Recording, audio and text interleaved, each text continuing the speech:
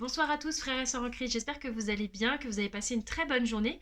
Aujourd'hui je voulais vous parler de la persévérance dans la prière et pour cela je voudrais m'appuyer sur deux versets que nous trouvons dans la Bible, dans Éphésiens chapitre 6 verset 18. En toutes circonstances, que l'Esprit vous donne de prier et de supplier. Restez éveillés, soyez assidus à la supplication pour tous les fidèles. Un autre verset dans Romains chapitre 12 versets 11 et 12.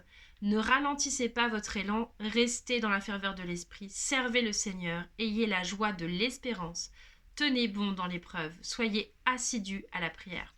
En effet, le Seigneur nous invite à persévérer, à prier. Quand on persévère, ça veut dire qu'en fait, on a une intention de prière, qu'on prie une fois, puis deux, puis trois, et ainsi de suite. On persévère, ça veut dire qu'on redemande au Seigneur. On se tourne vers lui, on lui parle avec tout notre cœur, et on lui demande de l'aide.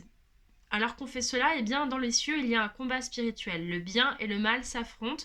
Et pour que nous puissions recevoir la bénédiction, l'intention en fait que nous avions portée, eh bien, il faut que cela puisse arriver jusqu'à nous. Et parfois, cela prend du temps. Et c'est effectivement dans le temps que, eh bien, cela devient trop lourd pour nous.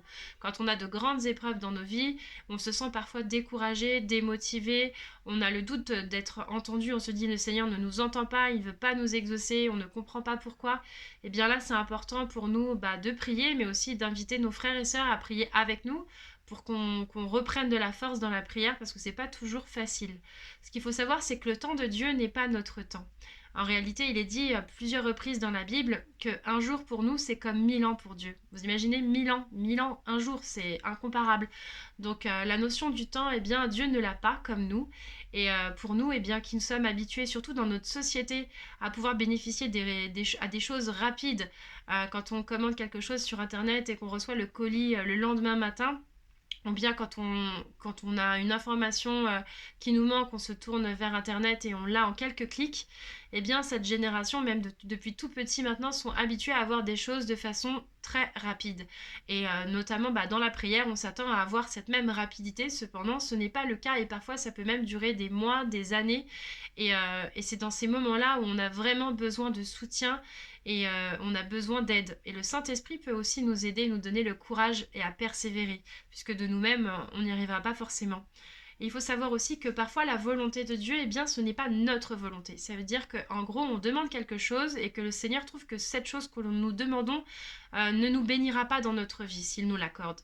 Eh bien, ça, c'est parfois difficile à comprendre parce qu'on a notre propre vision des choses, on connaît pas tous les paramètres, on n'a pas toutes les données et on va avoir tendance à demander des choses très précises au Seigneur. Je pense que on est très nombreux à l'avoir fait. De mon côté, quand j'ai commencé vraiment à prier de façon puissante pour les autres, eh bien, j'avais carrément rédigé tout un classeur de prières et je prenais le profil d'une personne avec un portrait, pardon, et je me disais, alors lui, il lui faut ça, il lui faudrait ci, il lui faudrait ça. Et je faisais toute une liste, comme si c'était une liste de courses. Mais pourtant, j'étais dans une prière fervente. Je me mettais à genoux et j'étais là, Seigneur, accorde-lui cela, accorde-lui cela, accorde-lui cela. Mais en réalité, le Seigneur n'avait pas forcément envie de lui accorder toutes les choses que j'allais demander parce que en gros ça allait pas forcément le bénir dans sa vie, ça allait pas forcément le rendre heureux. Et ça on le comprend au fur et à mesure. Et il faut savoir que qu'on a tendance à demander des choses et que le Seigneur, lui, a ses plans.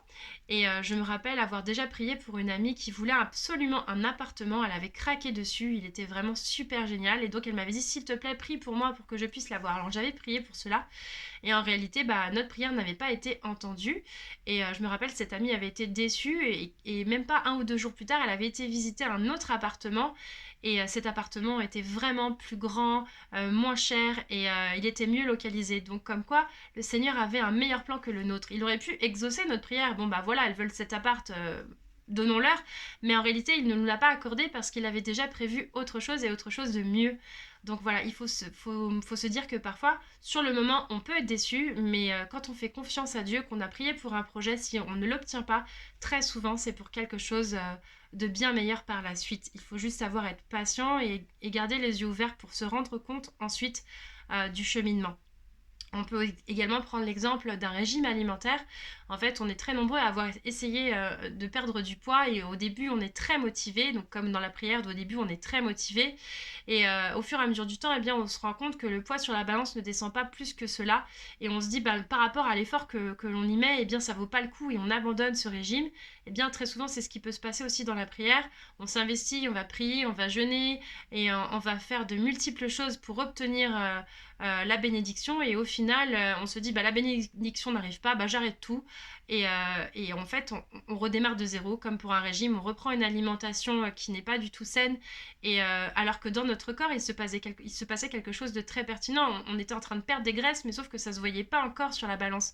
Donc voilà, du coup, je vous invite à continuer à croire que le Seigneur veut vraiment vous bénir, il veut vraiment que vous soyez heureux dans votre vie et il va vous aider pour cela. Et peut-être, donc la première chose à faire, c'est de lui faire confiance et de ne pas regarder combien de jours il va mettre pour vous exaucer. Et la deuxième chose, c'est de lui dire, bah, Seigneur, que ta volonté soit faite sur ce projet. Peut-être que moi, je te fais toute une liste, mais je te confie ce projet. Juste apporte-moi ta solution et elle sera parfaite parce que lui voit au-delà de ce que nous pouvons voir. Je vous souhaite beaucoup de bénédictions dans votre vie et je prie pour que vous ayez le moins d'épreuves possible et que le Seigneur fasse sa volonté en tout temps. Amen, soyez bénis, je vous aime.